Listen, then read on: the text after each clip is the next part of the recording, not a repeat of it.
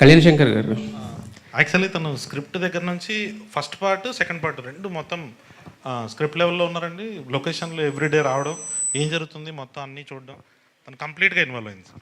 అంటే first mad title పెట్టినప్పుడు కానీ సినిమా రిలీజ్ చూడకముందు అంటే జస్ట్ అంటే నార్మల్గా ఒక సినిమాలో అనిపించింది, కానీ చూసిన తర్వాత ఇంత మ్యాడ్ ఉందని అనుకోలేదు. మొత్తం అందరూ కింద పడి నవ్వుకున్నారు. సో మరి ఈ మ్యాడ్ గ్యాంగ్ని ఫస్ట్ టైం మేము థియేటర్లో ఎక్స్పీరియన్స్ చేసినప్పుడు హిలేరియస్. మరి వీళ్ళతో మీ ఎక్స్పీరియన్స్ ఏంటి? మ్యాడ్కి మ్యాడ్ స్క్వేర్కి వీళ్ళల్లో మీరు చూసిన తేడా ఏంటి? ఏం చూపించబోతున్నారు మ్యాడ్ స్క్వేర్లో మాకు? ఫస్ట్ పార్ట్కి దీనికి కొంచెం కాన్ఫిడెన్స్ లెవెల్స్ ఆర్టిస్ట్ పర్ఫార్మెన్స్లో 100% పెరిగిపోయిందండి. సో వీళ్ళకి ఇంతకుముందు ఒక భయం ఉండే, ఏంటి వస్తారా జనాలు చూస్తారా మనం చేసేది కరెక్టా రాంగా అని. సో ఎప్పుడైతే ప్రతి క్యారెక్టర్ ఇక్కడ స్టేజ్ మీద ఉన్న వాళ్ళు, మన ముఖేష్ క్యారెక్టర్తో కార్తికేయ క్యారెక్టర్తో సహా అందరూ వాళ్ళంతా ఇన్వాల్వ్ అయ్యి జనాలందరూ వాళ్ళని మీమ్స్ చేసి రీల్స్ చేసి ఇట్లా వచ్చిన తర్వాత 100% కాన్ఫిడెన్స్ అండి. నాకే కొన్నిసార్లు షాక్ అనిపించింది, ఏంటి వీళ్ళు ఇంత కాన్ఫిడెంట్గా చేసేస్తున్నారని.